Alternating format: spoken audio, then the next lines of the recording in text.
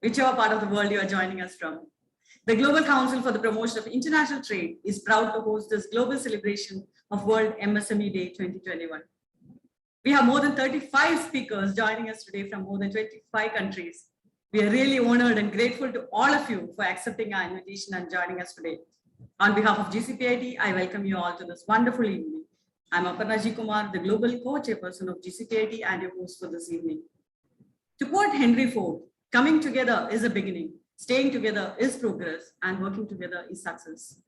And we believe this is just a beginning, and this will be a beautiful lifelong relationship between all of us, and we will be working together for supporting SMEs across the globe and thereby creating a sustainable change in the society.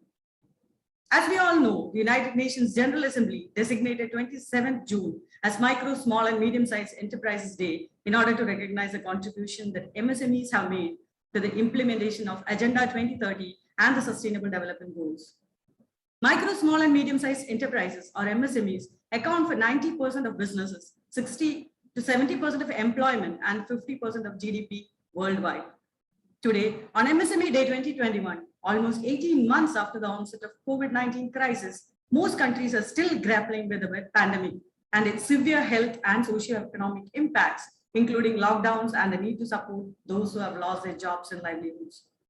Though at first it was a health crisis, it had unprecedented and serious impacts on all of the aspects of how people communicate, work, produce, trade, consume, and live. The economic ramifications of the pandemic quickly became apparent, and SMEs have been on the front lines. With workers and customers staying indoors and supply chains tested by shutdowns, the small companies that provide 70% of the jobs in countries around the world and about half of economic activity have been put under stress. A COVID-19 business impact survey done by ITC clearly tells us how the pandemic has affected the small and medium enterprises. Analysis of this data shows that the pandemic has strongly affected 55% of their respondents. Nearly 2/3 of micro and small firms reported that the crisis strongly affected their business operations compared with about 40% of large companies. 1/5 of SMEs said that they risked shutting down permanently within 3 months. Service companies have been the hardest hit around the world. In accommodation and food services, for instance, 76% of the surveyed firms said that partial and full lockdown strongly affected their business operations. 64 of women-led firms declared that the business operations were strongly affected, and youth-led enterprises reported a high risk of closing. About 26% of youth-led firms said they risked shutting down permanently within 3 months, compared to 18% for non-youth-led businesses. Many companies that are not registered with national authorities are small and have little cash on hand to finance themselves whenever operations are shut down. The survey also found that informal enterprises are 25% more likely to say that the pandemic is pushing them towards bankruptcy. All these data shows that as business support organizations, we have a key role to play. The reason for all of us coming together is to cooperate to create growth opportunities for companies, competitive advantage for a country, and help deliver economic, social, and environmental objectives.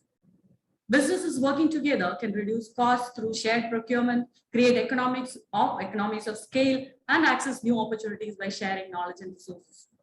As business support organizations, we all can benefit from each other's knowledge, convening power, and our credibility to represent micro and small businesses and make their needs known to policymakers and funders. In the last 18 months, the whole world shifted into digital platforms, and teleworking, remote learning, teleconferencing, online health services, e-commerce, and digital payments, all these taught us that digital facilities will no longer be optional. As we are opening to the new world that has been reshaped by the pandemic, we all have to adapt to the new normal, a new normal of building and fostering resilience, digital transformation, inclusiveness, and sustainability. On the 75th anniversary of the United Nations and 5th anniversary of the adoption of the SDGs or the 2030 Agenda, which includes 17 global goals and features 169 related targets that aim to end poverty, protect the planet, and ensure prosperity for all, let us make a promise to ourselves. We all have come together today. Let us all work towards creating possibilities, a world where no one is left behind. As Nelson Mandela said, it always seems impossible until it is done. Let's together create the change we wish to see in this world. Thank you so much for joining us today. So on this auspicious day, we are proud to have India's #1 business news channel owned and operated by the Times Network, ETNow, as our media partner. As they salute India's SMEs and MSMEs and startups who showed resilience during the crisis, we are proud to join hands with them. Let us watch a short video. Leaders of Tomorrow, India's longest and most definitive television platform for SMEs and startups. Pioneering and nurturing their dreams into reality and recognizing true leaders who fuel momentum. Leaders of Tomorrow Awards and Conclave is back in Season 9. To salute India's SMEs, MSMEs and startups across industries and sectors who not only survived but saw revival and thrived during the pandemic. Have you shown resilience during this crisis? Have you innovated against all odds? Nominate yourself and win the chance to be felicitated at Leaders of Tomorrow's illustrious awards. Register yourself now. Entries open. Presented by IDFC First Bank. That is amazing work. Thank you so much for joining us and supporting us in this mission. Thank you so much, Christina. I think that was really awesome. So that was really a nice session. And on behalf of Gcpd, let me thank all the speakers, Mr. Russell, Mr. Samar, and Mr. Daniel. It was just awesome. The energy you spread itself is enough. And I have learned the timer thing from Danny. I will use it from now on. Let's work together for a great future. Thank you so much for joining us today. And Christina, wonderful job as a moderator. So since we are running short of time, let's move on to the next session, the future of SMEs and trade in Europe. So we have with us Ms. Filomena Tucci, Director General, Gcpd, Italy. Filomena, you are there, right? Filomena, are you there?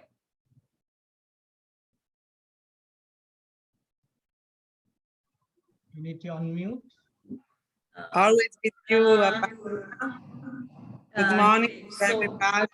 Yes, Filomena is the Director General of Gcpd, Italy. She was born in the south of Italy in Calabria, a very poor region, she says. And her career in data analytics, marketing research, communication started in 2002 in Milan. And 2013, she left the old job in traditional social researchers and opening new activities on innovation, helping women, helping her region. In 2014, she founded InGreen Environmental Startup in Calabria of green communication, sustainable engineering, and environmental education. In 2015, she founded eSkills for Women, community for the empowerment of 600 women with tech. She is a mentor of Women Startup Weekends, judge of Tech Garage competitions, partner of Virtual Accelerator at Factory in Palermo. She has won several honors and awards for her outstanding work. Over to you, Filomena.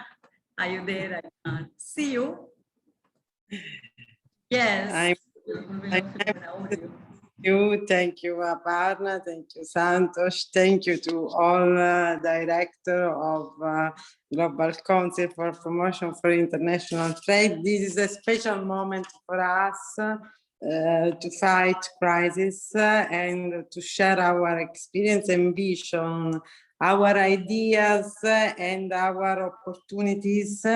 But first of all, I would like to give my message of love and hope and take care to India and my friends of Indian community, because it's a very difficult moment now, and now we are to share all our positivity and all our friendships to help each other. Italian country is a very generous country and is a very collaborative country around the world. Our mission of peace are all around the world, and we are happy to collaborate with all countries in difficulty, in trouble in this moment of crisis. We are expert of every kind of crisis. earthquake, for example, war, for example, and climate change. This is a challenge, a big challenge for Italy in this moment, and we could help each other and we could collaborate. Italian country and Italian people, Italian researchers are able to share their experience overall in global regeneration, global switch and changement of model. We are studying the switch to linear model of economical development to circular, from linear to circular model of economic. What mean? We are working hardly for a more sustainable society, for more sustainable business, for more sustainable process in business, for more sustainable life of people. And for this reason, we are more prepared, and also we could share a European value, an Italian value in health, in fighting climate change, reducing waste, monitoring quality of air, quality of water, and developing new cities with a new model, new technologies, new organization.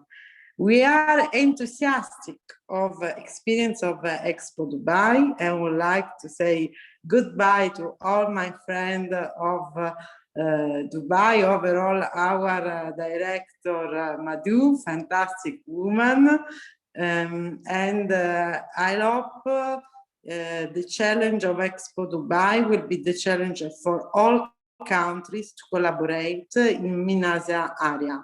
What mean? We could collaborate with Oman, we could collaborate with Abu Dhabi, we could collaborate with Dubai, we could collaborate with all centers of research and innovation and all small and medium enterprises to develop new technologies, to fight crisis, and to share our experience for new building, for new quarters, for new cities, for new kind of life, a new kind of life inside the ancient city too.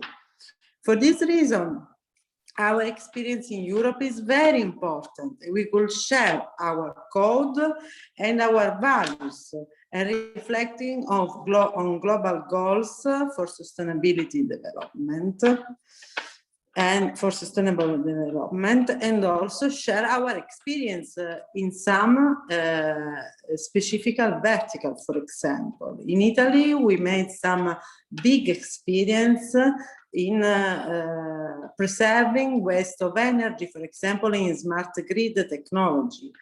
Also in Italy, we'll test some new lifestyle and new kind of technology to reduce perception of climate and preserving the waste of water, for example, and create water. This is a very, very nice challenge for new building, for new project, for architects, for engineering, for companies of infrastructure.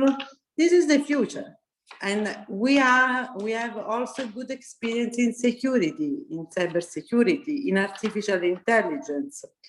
But Italy is a country of small and medium enterprises, and we have an ancient culture of small and medium enterprises, and also an ancient culture of investment in small and medium enterprises. Now, in Italy, we have a bigger trouble. We have to help women to come back to job, to create their job, to create new jobs after pandemic. And Europe has the main the same challenge. For this reason, I'm glad and honored to introduce all speakers, all leaders of Europe with me. by Poland, for example, the specialist of development of startup, and also by Chamber of Commerce of Macedonia, Daniela Arsovka, for example. But first of all, I'm very happy now to introduce the panel of European leaders and to give thank you to Santos, thank you to Aparna, and thank you to all members. Overall, my friend Melissa Pierre, my colleague of IVLP program, for the global program of leadership and training to accelerate solution against crisis. The program of Global Council for International Trade. I think this is a very, very important idea of international cooperation. For this reason, thank you, my friend. Thank you all, my friend. And I'm honored and glad to introduce the Director General of Gcpd EU, Mr. Sina. Philomena, I think we have Daniela here. So I'll just introduce her and let's go to Ms. Daniela. So she is the president of Micronian Chamber of Commerce. Ms. Daniela, you're there, right? Yes, I'm here. Yes, Daniela. Yes, she is the president of Micronian Chambers of Commerce, the Union of National Chambers of Commerce, and the largest national business organization promoting economic cooperation on national and international level based on principles of free trade and fair competition. Over 15 years of management experience in the private sector and more than 10 years of expertise in the international investment law. Founder, just a moment, Synergy. I think there is some confusion. Can you hear me? Yes, I can. Yes, right. I was introducing Daniela. She's missing now. She's here. Please go ahead, Is there? Go ahead. Yes. Okay, fine. Okay. Over 15 years of management expertise in the private sector and more than 10 years of expertise in the international investment law. Founder of the Micronian Women Entrepreneurs Association and an advocate for women's rights. Micronian representative in the International Chamber of Commerce, ICC World Council, and General Council member of the World Chambers Federation. She has many other roles. Let me proudly introduce before you Ms. Daniela to present before you her perspective. Over.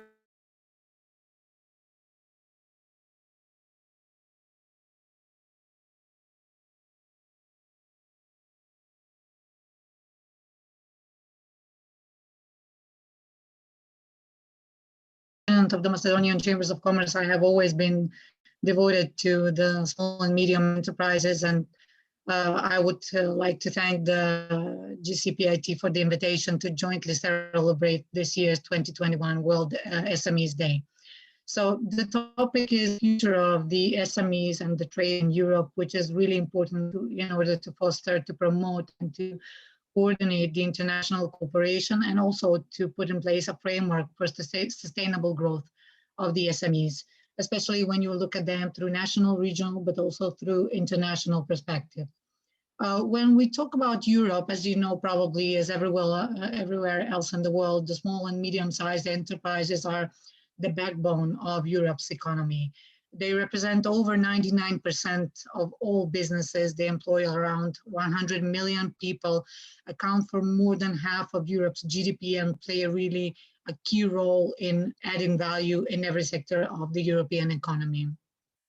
What's very important for the SMEs is that they bring innovative solutions to challenges like something which is highly important in this past decade, like the climate change, like the resources efficiency, also like the cohesion in the social area, and also to help spread this innovation through the entire European continent.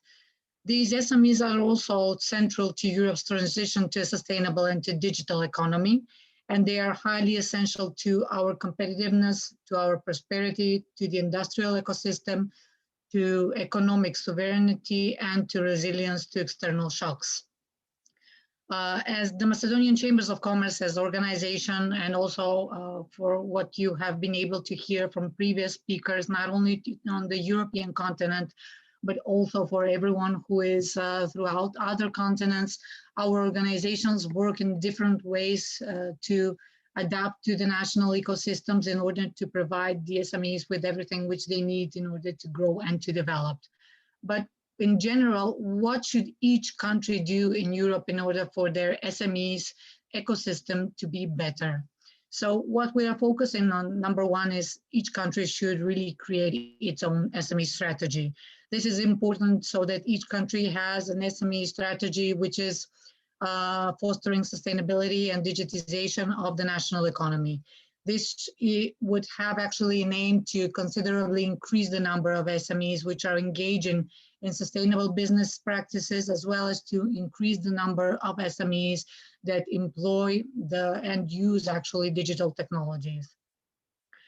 The end goal to all of these activities should be for the countries to compete with one another on how to become a more attractive place to start a small business, but also on how to help them grow after they establish these small businesses. This is especially crucial for the post-pandemic period, because we have all seen that the ones which suffered the most were actually the small and medium enterprises. The second thing, which is highly important, is to reduce the regulatory burden for the SMEs. This is in order to improve the market access, as well as to ensure that these enterprises can utilize all the mechanism for successful cross-border activities. As you know, they need it more than anyone else, because large companies and large corporations have the means and the finances to penetrate foreign international markets. While the SMEs, they really do not have neither the finances, neither the know-how, and what they need is a positive impetus in order for them to thrive in the international ecosystem. The third thing would be to improve the access to financing. I heard someone previously mention this, and I think that this is actually crucial, because financing is one of the most pressing issues for many of the small enterprises worldwide. The financing environment for the SMEs should be improved, but also information on funding should be provided to them on a regular basis, so that they can be really all the time informed on what's new and what are the sources they can really utilize in order to grow and to help them develop further.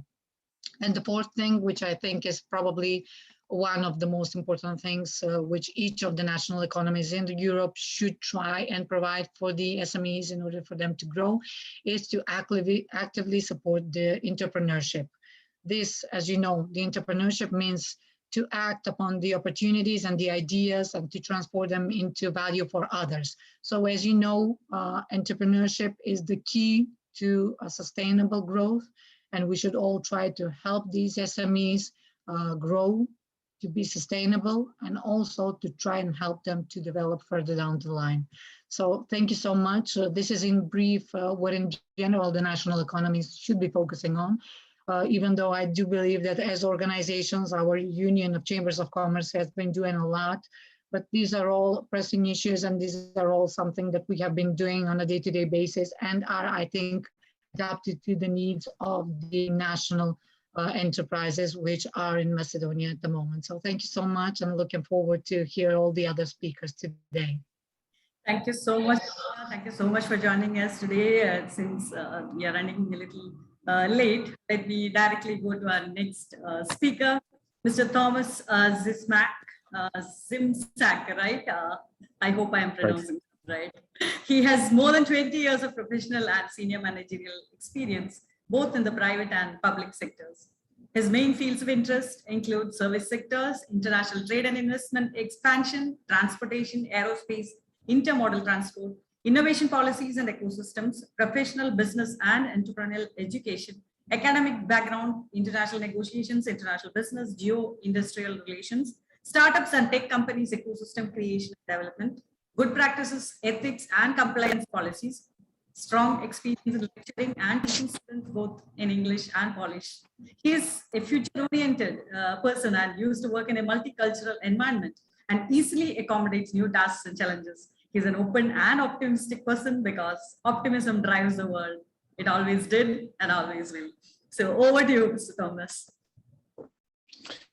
Thank you. Thank you. I would like to thank you especially, UK, for extending the invitation to me, and thanks for for citing Winston Churchill about optimism, right? That optimism drives the world, which is obviously true. And so I am representing now. I'm head of Mr. Thomas, I think there is some network issue and we are not able to see you also. Which is, of course, closely connected Yeah. with small and medium enterprises, which is from one side, which is a mission organ. Do you hear me? Do you hear me? I see you well, Yes, and yes, I can hear you yes, well. yes. Do you yeah. hear me? Yes, we can hear you, but we're not able to Excuse me? see you. I hope Hello? everybody. Hello. Yes, we can hear you. Do you hear me? Okay. Yes. Okay. So I'm okay. Okay, so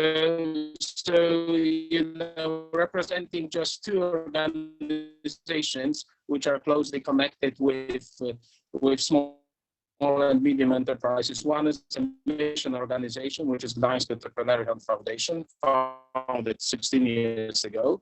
We deal with entrepreneurial education, teaching teachers accelerator called Starter, in which we try to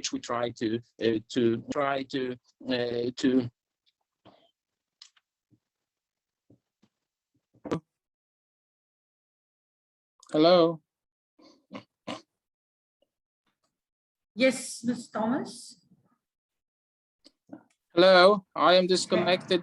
I mean, the camera is not working, although It's okay. although I We can hear you. We can hear you clearly.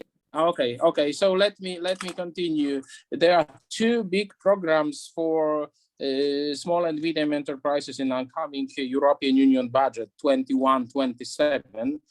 One is called in billion of euros, right, which is important. One is called Digital Europe.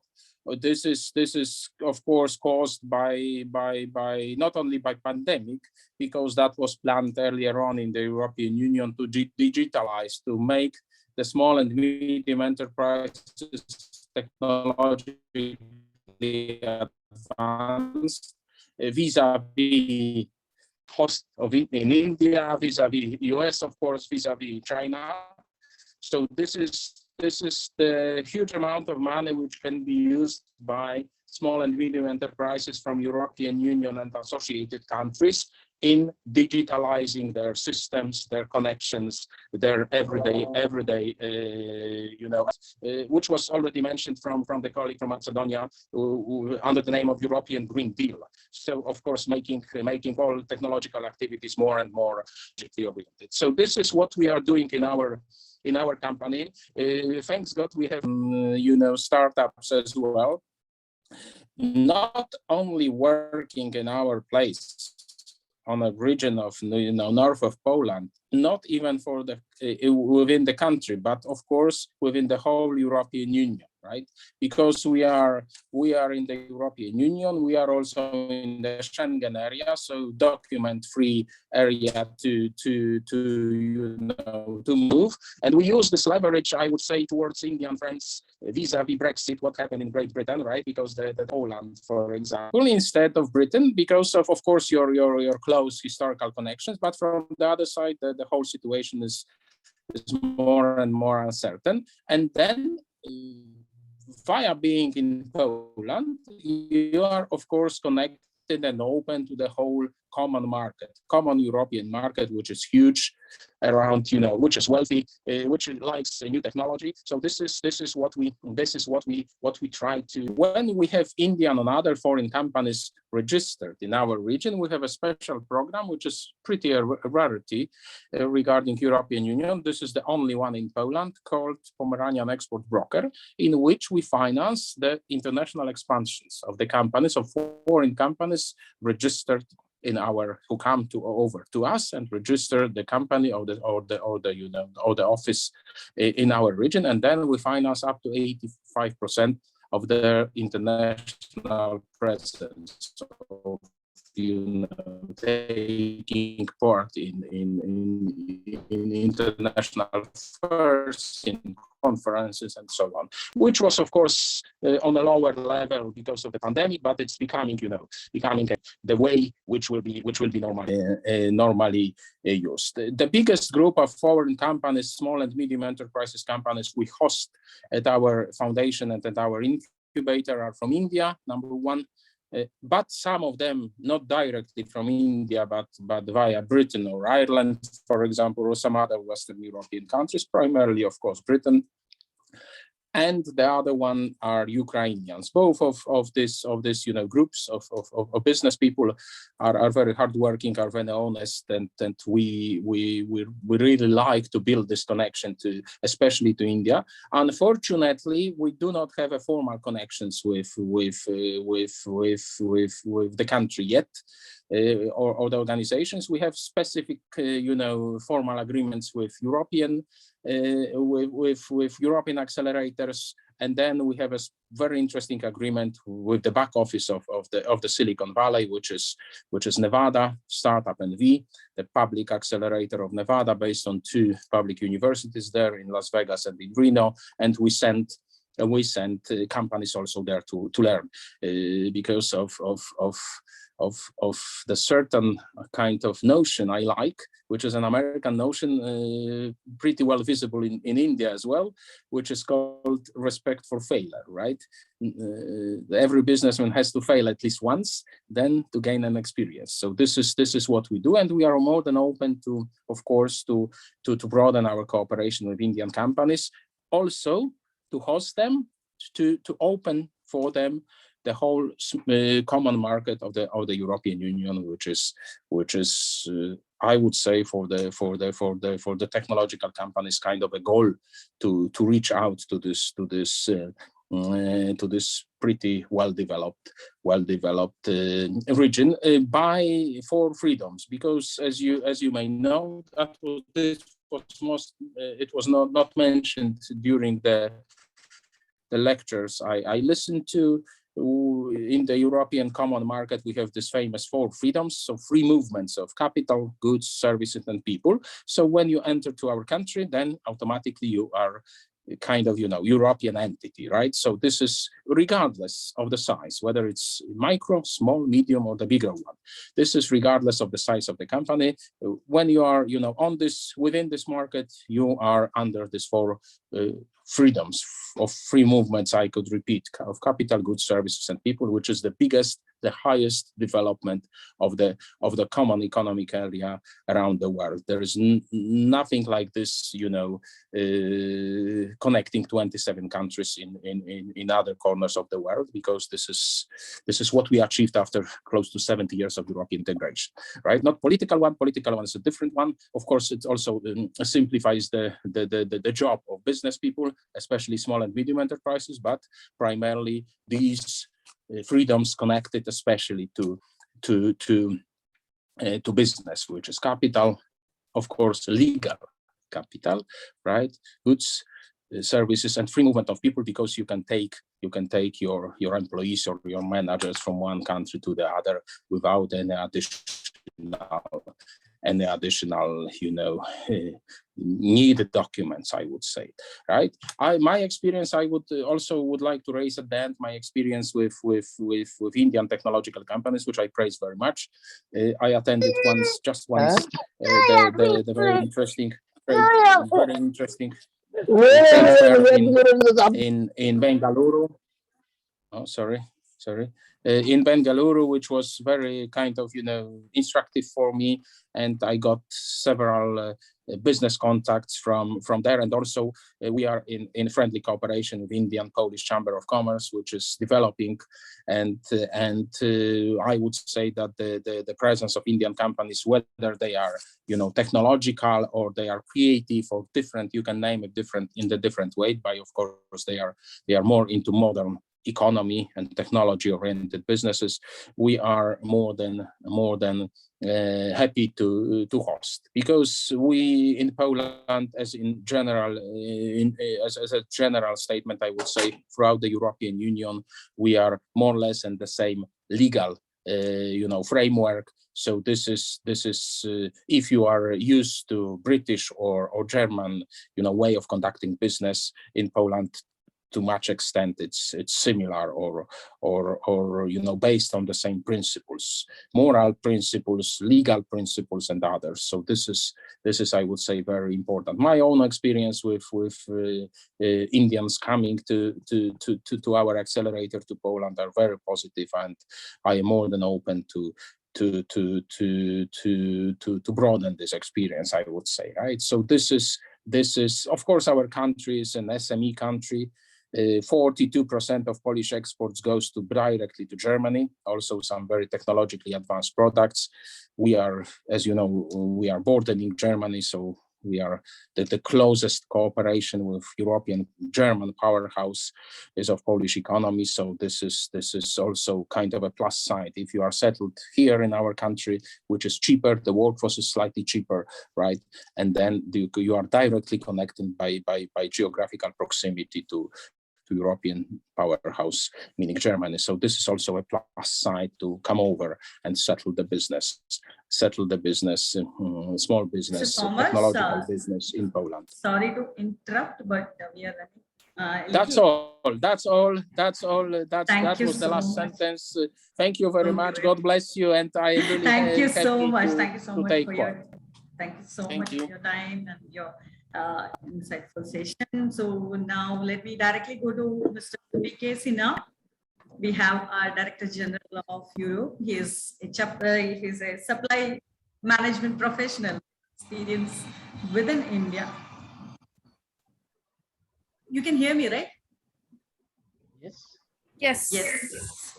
Yes, he is a supply management professional with experience within India, Asia Pacific, and globally as head of procurement, contract manufacturing, real estate, logistics, and shared services. During his long stint in Europe, Mr. Sinha has led the global procurement shared service for Royal Philips with operations in 140 countries and been the market procurement leader for Central and Eastern Europe. His core competency is in setting up global service units, insourcing and outsourcing of activities, and leading change within the organization. Over to you, Mr. Sinha. Thank you very much, Aparna. I am audible, am I? Yes, you are audible. You had a Okay, presentation perfect. to So, share, right? first of all, thanks to you, thanks to Santosh, and thanks to all the speakers. It was a great learning session till now. And of course, I would like to thank all my colleagues from Europe who have already presented and given a great perspective of that continent. I would like to share my screen.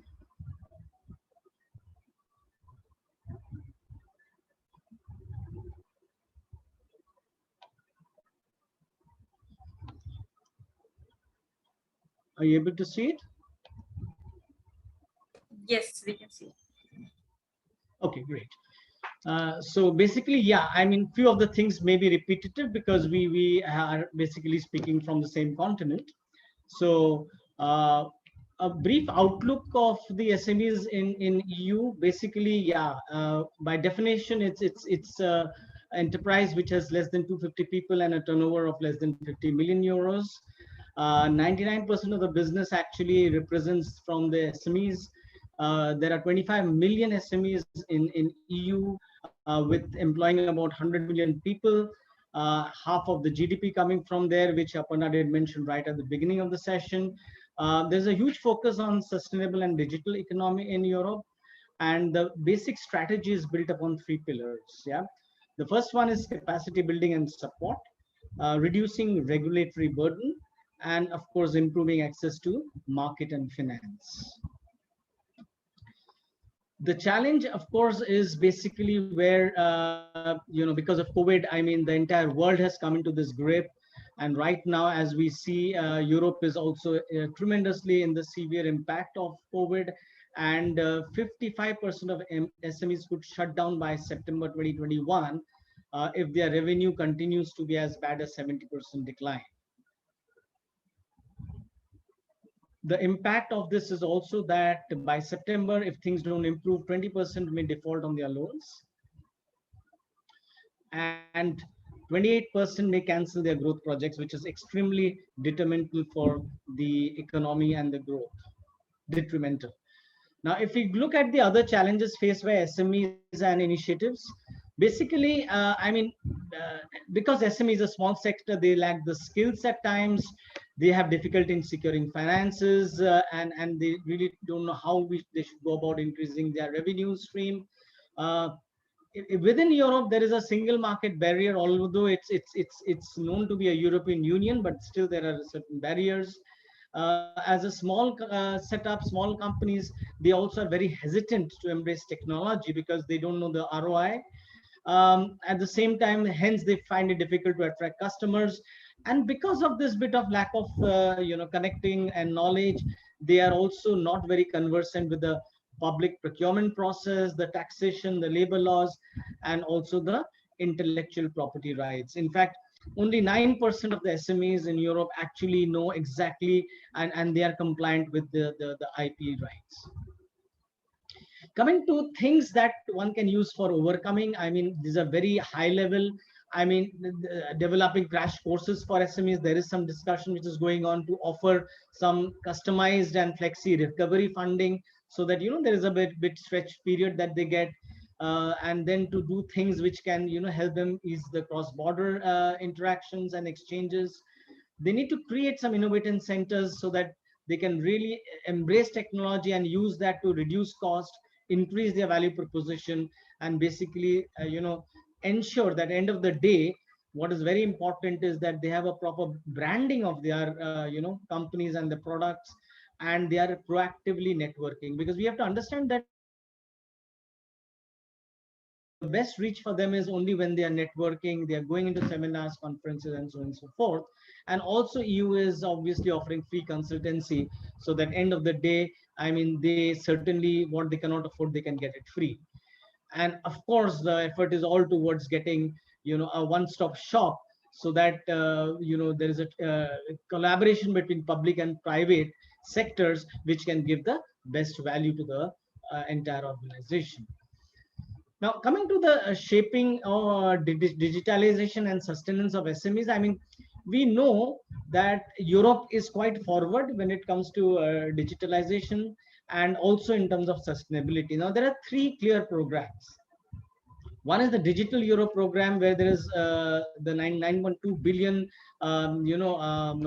kitty which has been given for advanced digital skills, high-level performing, and for cybersecurity and artificial intelligences programs. The second one is about Green Deal program, which again is very popular, where I mean, the whole effort is to reduce the greenhouse gas emission, and the focus and the target is to reduce 50% by of the 1990 levels by 2030. Then, of course, about the whole farm to fork in terms of environment friendly food, in the transport sector to reduce emission, there's smart mobility, and of course the green financing and investment fund. The third one is about European Digital Innovation Hubs program, where basically the approval of the European Parliament, I mean, that's something which has been already given forth for their approval, which is towards looking for one-stop shop and promoting basically the transfer of expertise and ensuring that you certainly have built the network where people can interact and exchange amongst each other. I'm going a bit fast because I know we are short time. So the last slide is about recovery of SMEs towards a bright future. I mean, today 70% are actually going to be receiving their jabs by summer 2021. 540 billion coronavirus support package has been given to the member states. There is also an SME envoy to have a very holistic view and approach towards the SME sector. Huge focus again on digitalization. I think I've repeated a few times because that's really where Europe is focusing on. Temporary, of course, sure instrument for mitigating the employment risk. There is also, as on 25th of May this year, there is a provision of 90 billion loans to the 19 EU member states. And also they are focusing on how to minimize the negative socio-economic consequences of the pandemic. And last but not the least, there is a huge focus on promoting Small Business Act or Think Small First principle, so that that's something by default starts promoting the SMEs. So as we say, I mean, small is beautiful, and the future growth engine is SME for the growth of the economy and of course of the region of EU. Thank you.